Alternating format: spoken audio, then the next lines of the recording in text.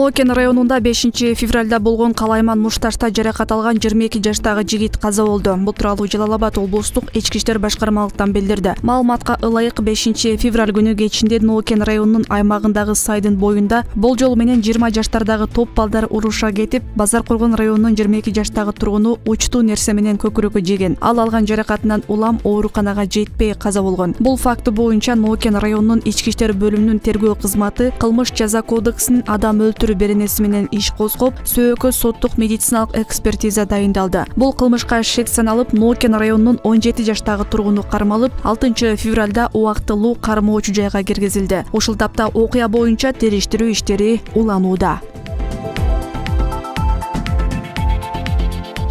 Президенттик аппараттын мурдагы башчысы Медет Садыркуловдун өлүмүнө шектүү Санжар Сапарбековдун иши Чүйдүн Аламүдүн райондук сотуна 10 январда өткөрүп берилгени белгилүү болду. Бул маалыматты Ички иштер министрлиги ырастады. Санжар Сапарбеков былтыр ноябрь айында кармалып, Бишкектин 1-май райондук сотунун чечими менен номер 1-тергөө абагына камакка алынган. Айрым маалыматтарга караганда, ал мурдагы президент Курманбек Бакиевдин уулу Максимдин жакын чөйрөсүндөгү адамдардын бири болгон. Медет Садыркулов эл аралык стратегиялык изилдөөлөр институтунун директору Сергей Слепченко жана айдоочу Кубат Сулайманов 2009-жылы 13 мартта табышмактуу жагдайда каза болгон. Ошол кездеги бийлик бул окуяны автокырсык катары сыпаттаган.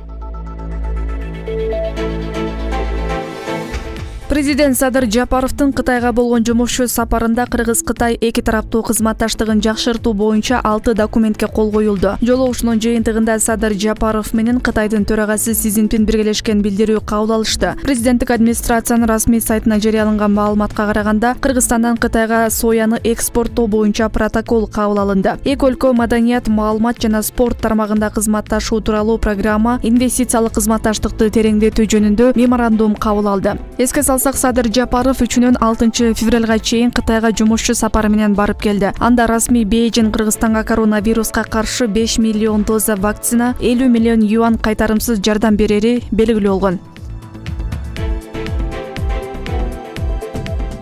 Кыргызстан менен Тажикстандын чек-араны тактоо боюнча эки тараптуу өкмөттүк делегацияларынын топографиялык жумушчу тобунун жолугушуусу 10 февралдан 15 февралга чейин Кыргызстандын аймагында өтөт. Бул тууралуу министрлер кабинетинин чек-ара маселелери боюнча атайын өкүлү Назирбек Бөрүбаев маалымдады. Анын айтымында, эки тараптуу жумушчу топтун жолугушуусу 2 айдан бери токтоп турган. Топографиялык жумушчу топту Кыргызстандан министрлер кабинетинин чек-ара маселелери боюнча атайын өкүлү Назирбек Бөрүбаев жетектейт. Президенттин басма сөз кызматынын маалыматына караганда, 2021-жылдын 1-майынан баштап ушул күнгө чейин эки тарап 81 чакырымдан ашык чек-ара тилкеси боюнча такташкан.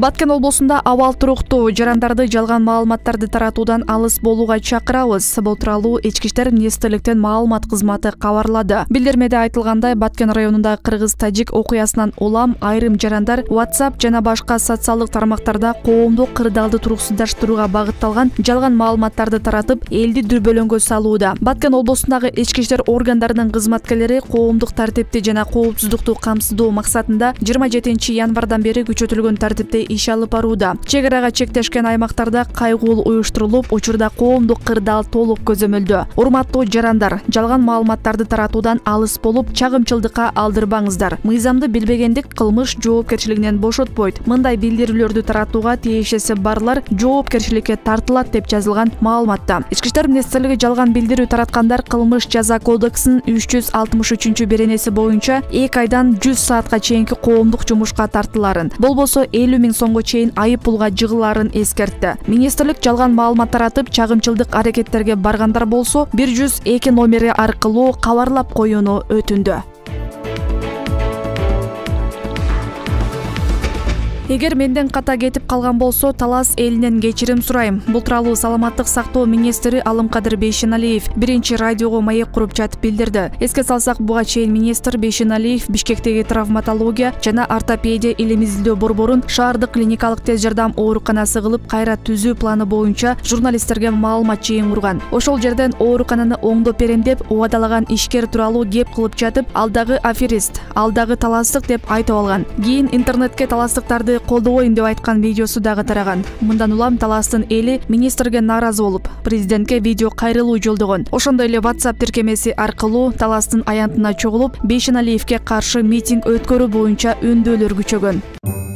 Салам достор, сиздерге эң керектүү маалыматты бөлүшкүм келип турат. Бул Ансар Групп коммерциялык эмес керектөө кооперативи. Сиз үй алып жатканда сумманын 25%-ын тапсаңыз, бизден 75% болот. Каражатты 6 айдан 7 айга чейинки аралыкта алсаңыздар болот. Ал эми сиз 35% төлөсөңүз, биз 65%ды 3 айдан 4 айга чейин даярдап беребиз. Эгерде сумманын 50%-ын сиз төлөсөңүз, калган 50%-ын бизден 35 күндөн 45 күнгө чейин толук сумманы ала аласыз. Төлөө мөөнөтү 10 жылга чейин. Эми жаңы автоунаа алгысы келгендерге ыңгайлуу шарттар каралган. 35% төлөсөңүз, биз 65%-ын 3 айдан 4 айга чейин даярдап беребиз. 50% төлөсөңүз, биз 50%-ын 35-45 күн аралыгында даяр кылып беребиз. Кызмат акы унаанын баасынан болгону 6% алынат. Төлөө мөөнөтү 3 жылга чейин. Ансар Групп менен өз үйүңүздө бакыт жашоону улантыңыз.